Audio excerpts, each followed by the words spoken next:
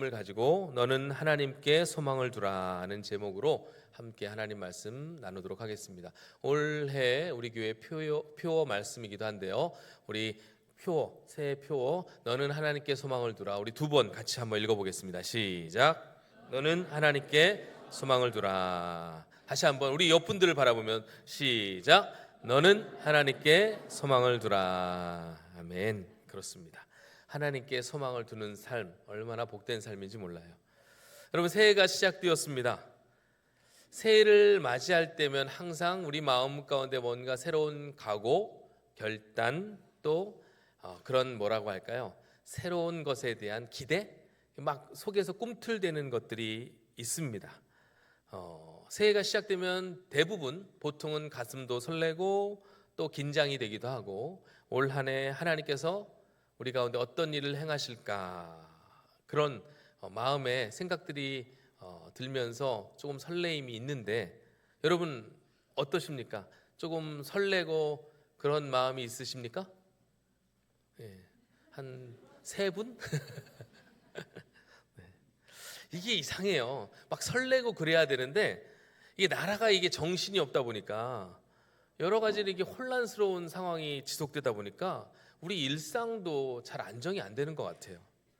그러다 보니 새해에 대한 어떤 설렘과 기대보다는 여전히 뭔가 어정쩡하고, 그렇죠? 뒤숭숭한 마음도 있는 것 같고, 뭔가 마무리 안 된 그런 느낌도 들고요.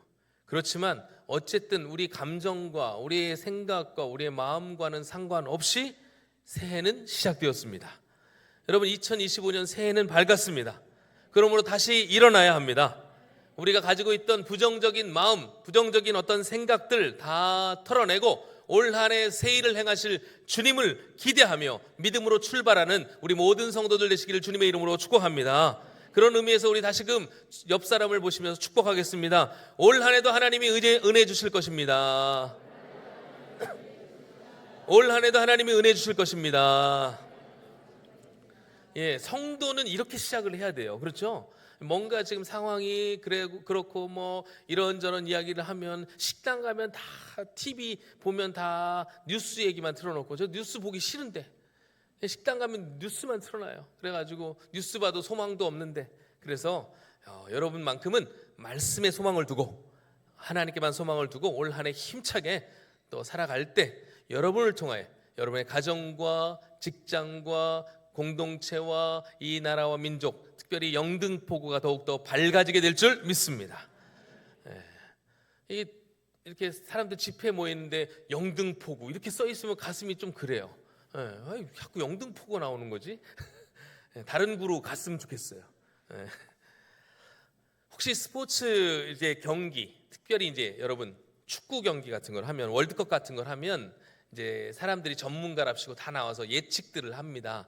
어떻게 될 것인가, 우리나라는 몇 강까지 갈 것인가, 어떤 나라가 우승할 것인가, 이렇게 막 예측들을 하는데 누가 경기 결과를 가장 잘 맞출까요? 첫째, 축구 선수. 두 번째, 전직 축구 선수.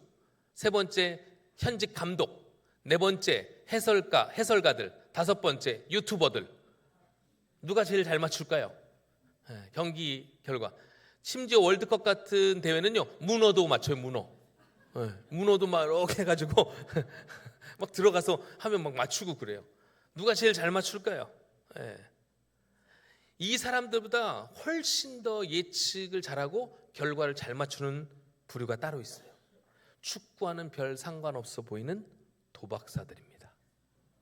이 사람들이 경기 결과를 제일 잘 맞춰요. 왜 그럴까요? 돈 걸려 있으니까. 돈이 걸려 있어서 그렇습니다. 돈이 걸려 있다는 건 그만큼 뭐예요? 여러분 돈 별로세요? 돈이 걸려 있다는 건 뭐예요? 그만큼 간절하다는 거예요. 그렇죠.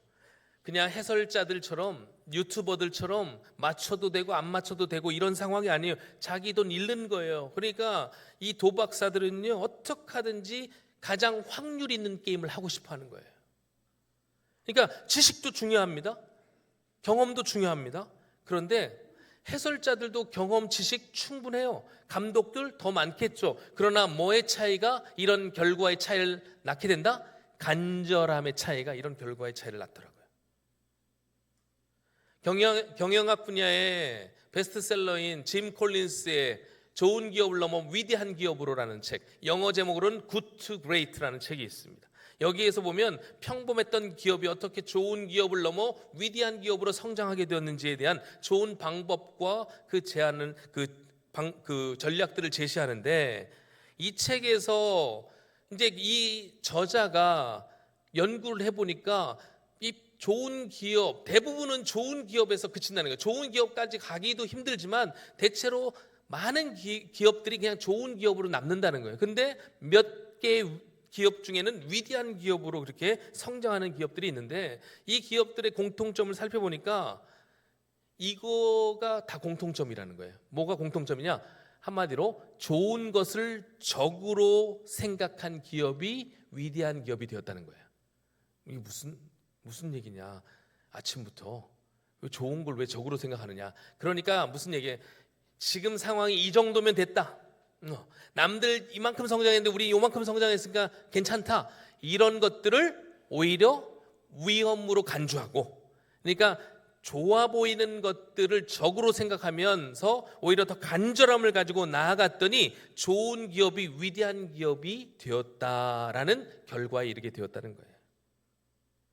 여러분, 그렇게 볼 때 우리의 신앙생활도 이와 비슷해요. 여기에 적용해 볼 수 있을 것 같습니다. 혹 내가 생각하면 하는 그런 나의 신앙생활은 어떤가? 이 정도면 되지 않았는가? 혹 여러분들에게 누군가 그 정도 하면 신앙생활 열심히 하는 거 아닙니까? 라고 혹 누군가 여러분에게 그런 말씀 하신 적이 있으십니까? 그런 얘기 들어보신 적이 있으세요? 집사님, 권사님, 그 정도 하면 되지 뭘 더 하려고 그래? 눈 오는데 이 정도 예배 드리러 왔으면 됐지. 자꾸 기침 나오네. 네. 눈 오는데 예배하러 오면 이 정도 신앙이면 되는 거 아니야? 주일에 뭘 더 해? 여러분, 그거는 오히려 여러분 생각하셔야 돼요. 여러분을 좋게 만드는 게 아니고 여러분을 후퇴시키는 것임을 기억해야 해요. 사실 우리가 좋아지는 걸 누가 가장 경계합니까? 우리 옆에 집사람, 옆에 동역자가? 아니죠. 우리가 좋아지는 걸 가장 경계하는 대상은 누구예요? 사탄 마귀예요. 우리의 대적이죠. 예. 그래서 성경은 이 사탄 마귀를 대적이라고 하는 거예요. 우리가 어떻게든지 망가지는 걸 원하는 거예요. 그러니까 사실 이런 말은 우리 영혼에 대고 마귀가 속삭이는 말이에요. 이 정도면 됐어. 야, 성경 그 정도 읽으면 됐지. 뭘 더 읽어? 예배 이 정도 드리면 됐지. 기도 이 정도 하면 되지. 이것도 못하는 사람이 부지기수인데 나름 너 정도면 훌륭한 거 아니냐? 그래서 우리의 영혼을 안심시켜서 더 이상 하나님을 찾지 않도록, 하나님을 갈망하지 않도록 하는 것은 결국 우리가 하나님의 위대한 사람으로 나아가는 방해가 된다는 사실을 우리가 잊어서는 안 된다는 거예요. 여러분, 우리 하나님은 우리를 하나님의 형상을 닮은 존재로 창조하셨어요. 그 얘기는 뭐예요? 여러분, 하나님의 형상을 닮았다는 거 그냥 말로만 하나님이 내가 형상이지 이게 아니고 하나님 닮은 구석이 있다는 거예요.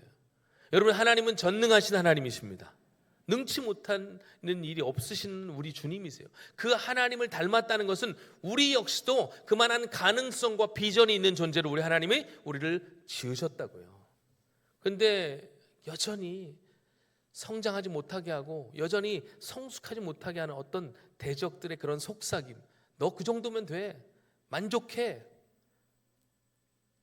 물론 지금 제가 나에게 주신 은혜들을 불만족스럽게 여기라는 건 아닙니다.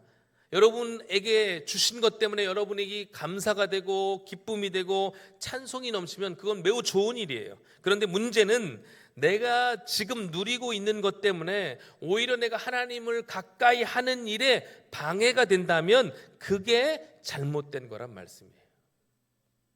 내가 누리는 평안함이, 내가 누리는 안락함이 더욱 감사의 제목이 되는 사람은 하나님을 더욱 찾게 됩니다. 여러분, 그렇지 않겠어요? 늘 하나님께서 주신 은혜가 충만하면 내가 누리고 있는 이 평안함이 하나님으로부터 온다는 사실을 알기 때문에 더 하나님을 만나고 싶고 더 하나님을 찾게 되는 거예요. 그런데 이런 평안함이 나태함, 게으름으로 연결이 되어가지고 하나님을 찾고 바라는 일에 우리가 게을러진다면 그 평안함은 오히려 우리에게 좋은 게 아니고 우리를 나쁘게 하는 것이라는 사실이에요. 여러분에게 신앙생활에 갈급함이 있으십니까? 아까도 이야기했지만 갈급한 사람에게는 차이가 생기는 거예요. 간절한 사람은 여러분 못 이기는 겁니다. 그런 간절함이 여러분 있으세요? 그런 간절함을 가지고 오늘 예배에 나오셨습니까? 올 한 해 그런 간절함을 회복할 수 있는 우리 모두가 되기를 소망합니다. 여러분, 간절해야 은혜를 받는 거예요. 누가 하나님의 은혜를 받는 자입니까? 성경에 보면 결국 간절한 사람이 하나님의 은혜를 받더라고요. 그 간절함으로 나아가니까 하나님의 은혜 주시지 않고는 견딜 수가 없는 거예요. 불의한 재판장의 비유를 보세요. 이 사람이 착해서 그 과부의 소원을 들어준 게 아니라니까요. 그 간절함 때문에 귀찮을 정도로 와가지고 간절하게 자꾸 부탁하니까 안 들어줄 수 없는 거예요. 하물며 그런 사람들도 부탁을 들어주는데 선하신 하나님, 능력이 많으신 하나님, 좋으신 나의 아버지께서 여러분이 간절함으로 나와 기도할 때 어찌 외면하실 수가 있겠습니까, 여러분? 그런 갈급함을 가지고 올 한 해 하나님이 예배하신 놀라운 은혜와 복을 풍성히 누리는 우리 성도님들 모두가 되시기를 축복합니다. 오늘 시편의 표제, 이 표제를 보니까 고라자손의 맞쓰길, 인도자를 따라 부르는 노래라고 되어 있어요. 이 시편은 이스라엘 백성들이 그 장막절에 성전에 올라가면서 불렀던 노래라고 해요. 초막절, 추수감사절이라 불리우는 장막절, 수장절, 그렇죠? 예. 이 시편에 대해서는 여러 이제 이야기가 있는데 뭐 그게 중요한 건 아니에요. 뭐 고라자손 중에 어떤 무명의 한 사람이 이 시편을 썼다라는 이야기도 있고, 근데 어떤 학자는 이 내용을 보니까 다윗이 쓴 것 같다. 그래서 다윗이 이 시편을 썼다라고 이야기하는 사람들도 있습니다. 특별히 이 고라자손은 다윗이 왕으로 있을 때 이제 하나님을 찬양하는 그런 사람들로 세워진 사람들이기 때문에 다윗이 시를 쓰면 거기에다 이제 곡조를 붙여서 노래를 했던 사람들이기 때문에 아마도 다윗이 이 시편의 저자가 아닌가 이렇게 이야기를 합니다. 어쨌든 맞쓰길, 이 시를 맞쓰길이라고 하는데 고라자손의 맞쓰길이다. 맞쓰길은 교훈시라는 뜻이에요. 교훈시. 그러니까 여러 가지 가르침을 주는 시인데 사실 아삽의 시나 고라자손의 시 다 찬양을 담당하는 사람들인데 이 사람들의 그 시에는 이런 교훈적인 색깔들이 많이 담겨 있어요. 그래서 아삽의 맞쓰길 뭐 이런 표현들이 있는데 오늘 시편은 어떤 교훈적인 내용이 담겨 있다기보다는 한 개인의 신앙 고백이 담겨 있는 그런 시편이다라고 할 수가 있겠습니다. 그러니까 자신의 삶을 돌아볼 때 하나님을 향한 자신의 분명한 고백이 이 시편에 담겨 있다는 거예요. 자, 1절 말씀을 같이 한번 우리 읽어보도록 하겠습니다. 시작. 하나님이여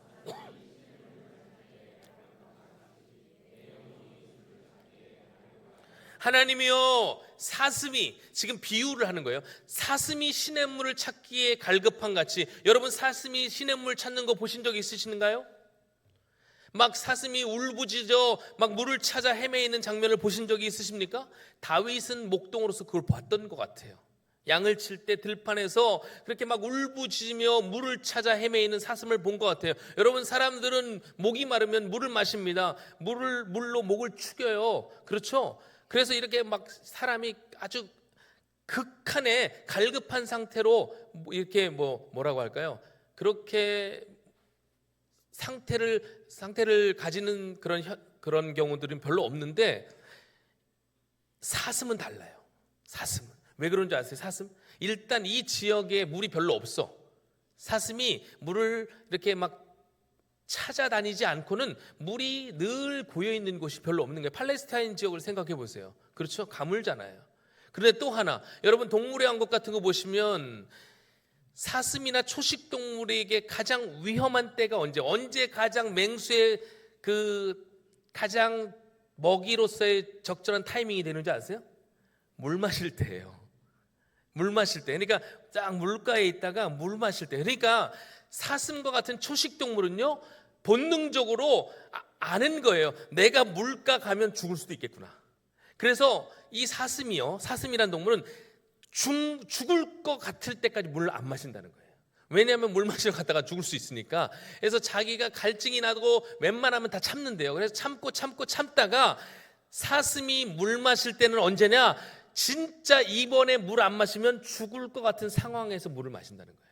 그만큼 갈급한 상태에서 사슴이 물을 찾아 헤매이는 것 같은 그런 갈급한 심정으로 시편 저자가 고백하고 있는 거예요. 여러분, 사슴만 그런 삶을 사나요? 때로는 우리도 그래요. 얼마나 갈급해요. 채워도 채워지지 않는 그런 갈급함이 있습니다. 사람은 그런 존재예요. 보여지는 것, 이것만 있으면 좋을 것 같다라고 생각하는 것들 이루어 봤어요. 이루어 보면 어때요? 그게 만족이 되던가요, 여러분? 만족이 안 돼요. 제가 어릴 때 이제 아르바이트로 학비를 벌어야 되겠다는 생각으로 학원 강사를 시작했어요. 그래서 학원 강사하면서 제가 그랬어요. 제 마음 가운데 진짜 한 달에 딱 100만 원만 벌었으면 좋겠다. 100만 원. 네. 대학생이 100만 원이면 그래도 크잖아요, 그죠? 네. 여러분 그렇게 반응을 이렇게 안 해주시네요. 남의 교회 온 것 같네. 우리 성도들 안 그러신데. 제가 다른 교회 갔더니 반응이 없어가지고 첫날은 진짜 힘들었어요. 여러분 반응 좀 잘해주세요. 우리 교회잖아요. 얼마나 마음이 편한지 몰라요. 제가 지금 원고 있어도 안 봐도 돼 이거. 100만 원만 벌었으면 좋겠다. 근데 100만 원이 학원 2군데 딱 알바했더니 딱 벌리는 거예요. 딱 정확히 100만 원. 헌금 첫 달 딱 드리고, 그리고 그때 마음에 또 뭐예요? 200만 원만 벌어보면 좋겠다. 200만 원. 근데 또 어떻게 하다 보니까 200만 원이 또 된 거예요. 야, 그랬더니 사람이 그러면 얼만큼? 200에서 얼만큼? 여러분 통이 이렇게 작으세요. 그랬더니 제가 이제 어느 게 되냐면 500만 딱 벌어봤으면 좋겠다. 500. 이제 결혼할 때도 되는데 한 500 정도만 딱 벌으면 내가 더 이상 물질에 욕심 안 부리고 살겠구나. 500이 어느 순간 되는 거예요. 근데 제가 500 벌었더니 옆에 저보다 어린 선생님이 한 분 계셨거든요. 너 친해졌어요. 너 얼마 버냐? 말 못해요. 원래 강사들끼리는 말 안 해요. 서로 잘 안 말해. 월급 안 밝혀요. 너 얼마 벌어? 솔직히 말해봐. 했더니 딱 이거더라. 100만 원? 했더니 형님 왜 그러세요? 그러더니 얼마? 1000이요. 이 나보다 어린 놈이 1000이야? 그래서 그때부터 제 목표가 500이 아니고 어떻게 됐어요? 1000이 되는 거예요, 여러분. 1000 찍었더니 할렐루야 하고 할렐루야 하나님 감사합니다. 내 영혼에 햇빛이 막 비치던가요? 원장님이 들어오는 거예요. 원장님이 2년 했다고 BMW 사시더라고. 나도 저렇게 하면 BMW 사고 집 사겠구나. 그러면서 돈에 이게 막 이렇게 계산이 빨라지니까 더 이상 이러다가 목회 못 하겠구나 해서 그만뒀어요.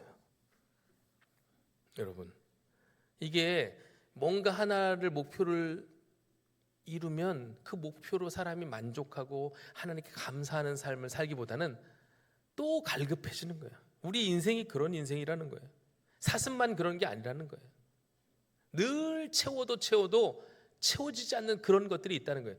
대한민국의 최고의 지성으로 알려진 고 이어령 교수가요, 무신론자일 때도 늘 무언가에 갈증을 느꼈대요. 그래서 그분이 이런 글을 쓴 적이 있어요. 명예를 달라면서 글을 썼더니 명예가 생기더라. 돈을 벌려고 애쓰니까 돈이 벌리더라. 또 병 때문에 병원에 다니니까 병도 나아지더라. 그런데 어느 날 외로워서 극장에 가서 영화를 봐도, 내가 좋아하는 글을 봐도 마음은 채워지지 않고 이 세상에 나 혼자구나 라고 느껴졌다. 절대 고독을 느낄 때, 즉 영혼이 가람을 느낄 때, 목마를 때, 수돗물이든 1급수든 2급수든 보통 물로는 채울 수 없는 갈증을 느낄 때 나는 어디로 가는가, 늘 이러한 고민이 있었다는 거예요. 이렇게 진리에 대한 깊은, 영혼에 대한 깊은 갈증을 느꼈던 이어령 교수가 마침내 그 갈증을 해소하는 일이 있었으니 그가 바로 예수님을 믿고 예수님을 나의 구주로 영접했을 때라고 고백하는 거예요. 그리스도인이 된 후에 그가 이렇게 이야기합니다. 이제 나는 영원히 목마르지 않을 그 우물물을 마시기에 오늘도 우물을 판다. 여러분, 그렇습니다. 우리 모두에게 갈증이 있습니다. 그 갈증은 이 세상의 것들로는 해소가 되지 않아요. 여전히 불안하고 두려움에 시달립니다. 뭔가를 이루면 더 불안해지는 거예요. 그래서 덴마크의 철학자 키에르케고르가 이렇게 한 적이 있어요. 불안해하는 것은 인간의 당연한 모습이다. 맞아요. 그럴 수도 있습니다. 불안해요. 막연한 불안감에 시달릴 때가 있습니다. 그러나 그런 불안감, 두려움을 넘어서 우리에게 목마르지 않을 영원한 비결이 하나 있는데, 그 비결은 우리의 그 갈증을 해소해 줄 분이 계시다는 거예요. 이 세상 그 어느 것으로도 해소되지 않는 그 가람을 해소시킬 수 있는 유일한 한 분, 그분이 바로 우리 주님이십니다. 그 주님이 바로 오늘 우리에게 말씀하시는 거예요. 내가 주는 물을 마시는 자는 영원히 목마르지 아니하리니 내가 주는 물은 그 속에서 영생하도록 솟아나는 샘물이 되리라. 아멘. 여러분, 예수님이 여러분의 마음의 중심에 계십니까? 마음의 중심에 계셔서 흔들리지 않으십니까? 그런 분들은 물론 가람이 있죠, 때로는. 그러나 그 가람이 곧 은혜로 충전이 되는 거예요. 그러므로 하나님을 찾는 삶이 우리의 삶에 가장 우선이 되어야 할 줄 믿습니다.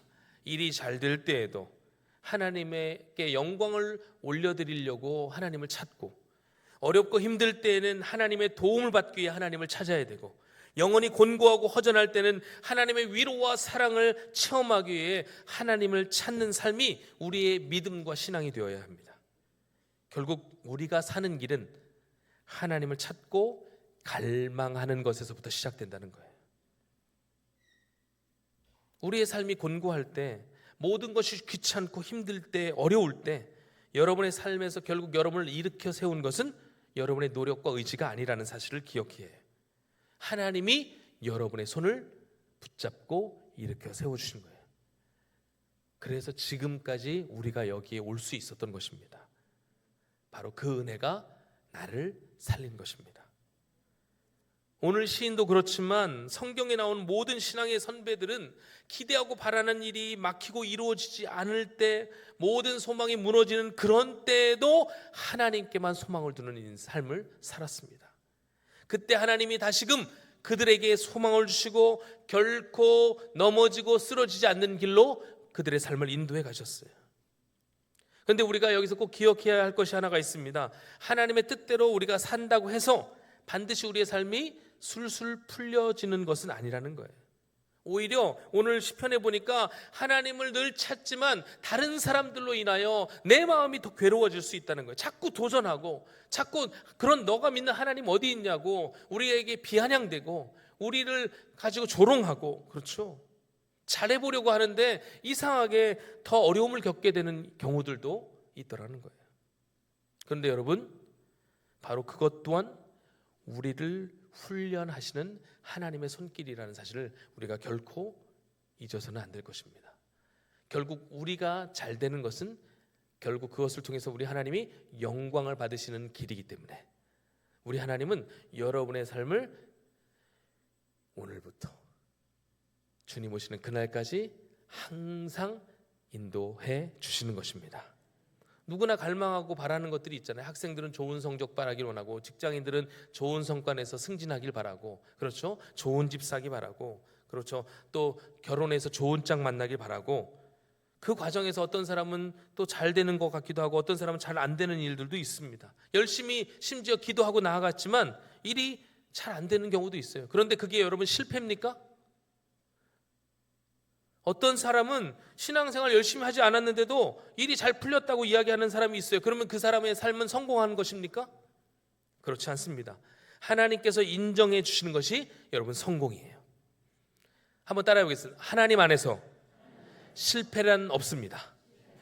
성도란 여러분 실패가 없는 거예요. 그 과정에 있을 뿐입니다. 여러분 실패라는 것은 결과잖아요. 하나님 앞에서 우리에게는 실패라는 것은 없어요. 왜냐하면 우리는 모두 다 구원받은 하나님의 백성이기 때문에. 그래서 우리의 인생에는 실패가 없어요. 그 과정 가운데 넘어짐과 좀 주저하고 두렵고 때로는 이렇게 뭐라고 할까요? 실패처럼 보이는 것들이 있지만 결코 그것이 우리의 인생의 실패를 의미하는 것은 아니라는 거예요. 우리가 반드시 기억해야 할 것은 내가 갈망하는 모든 일들이 이루어지더라도 언제나 두려움과 초조함은 따라온다는 거예요.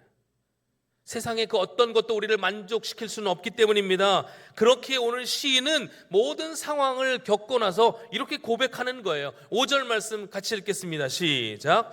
내 영혼아 내가 어찌하여 낙심하며 어찌하여 내 속에서 불안해하는가. 너는 하나님께 소망을 두라. 그가 나타나 도우심으로 말미암아 내가 여전히 찬송하리로다. 아멘. 하나님을 갈망했더니 하나님께서 지혜를 주셔서 깨닫게 하시는 거예요. 기도해봤더니 스스로 얘기하는 거예요. 네가 어찌하여 낙심하고 넘어져 있냐?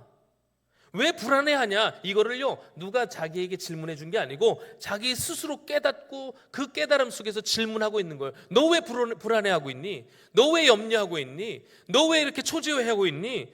하나님께 소망을 두는 인생이잖아. 그러니까 하나님이 나타나셔서 너를 반드시 도와주실 거니까 염려하지 말고 찬송하는 삶을 살아라.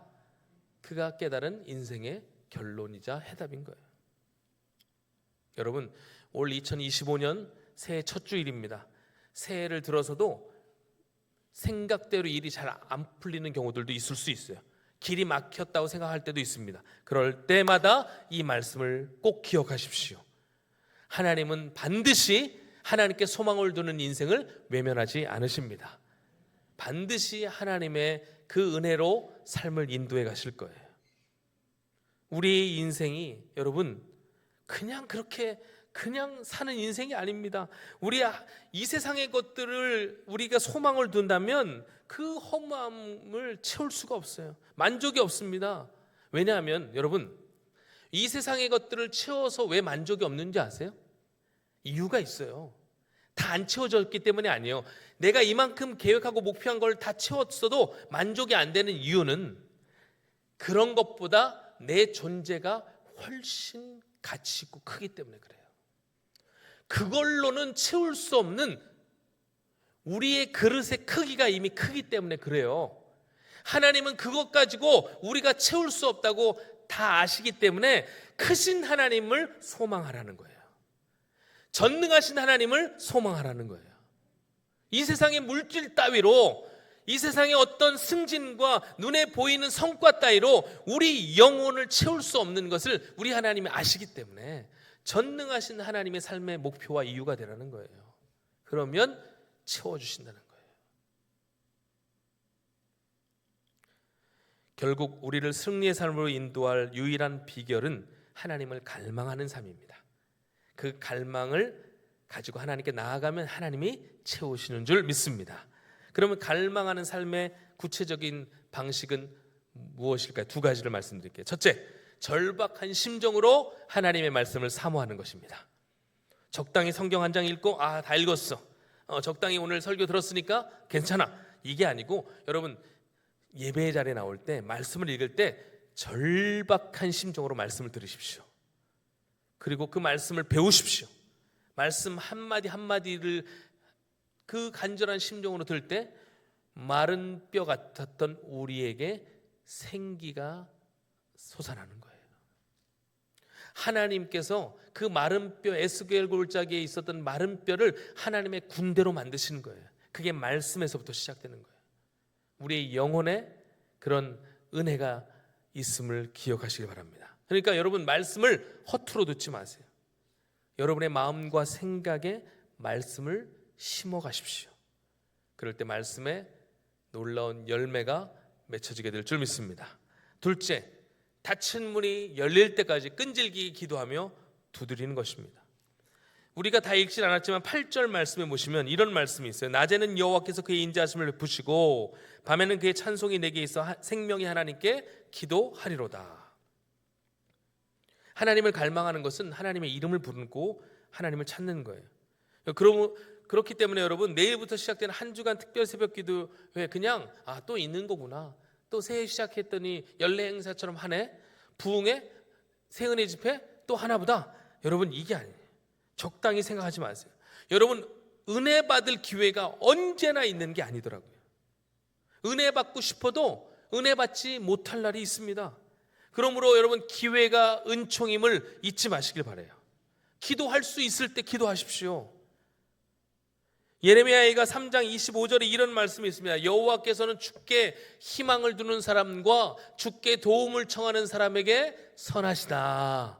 이 쉬운 버전 이제 성경인데, 이 말씀은 주님께 소망을 두는 사람과 그 소망을 가지고 기도하는 사람에게 하나님이 선을 베푸신다는 거예요.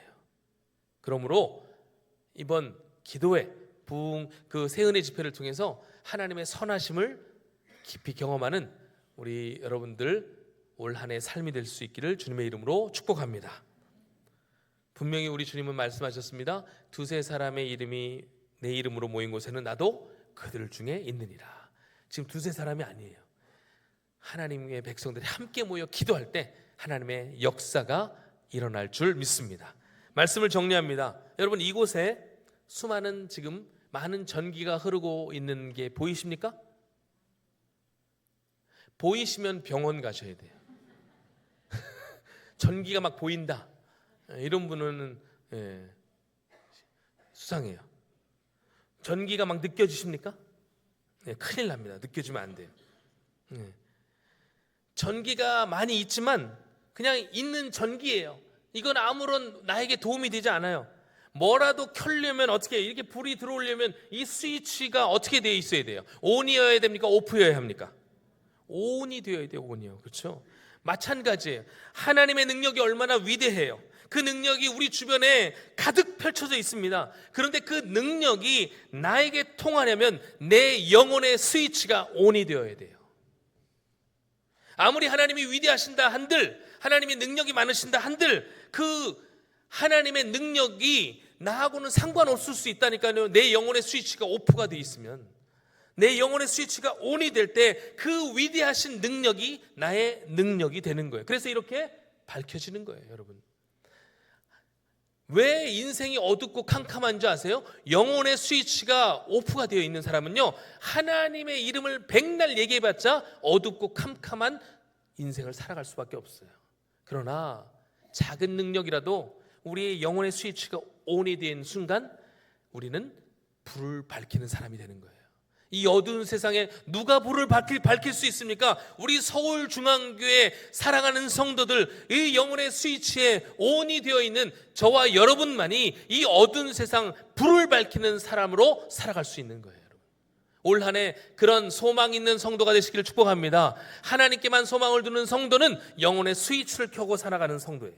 그러므로 올해 이번 한 주 기도함으로 그 영혼의 스위치를 켜서 하나님께서 주시는 이 놀라운 능력과 은혜를 마음껏 받고 누리시는 복된 새해 될 수 있기를 주님의 이름으로 축복합니다. 아멘. 우리 함께 찬양할까요? 목마른 사슴 함께 찬양하고 기도하겠습니다.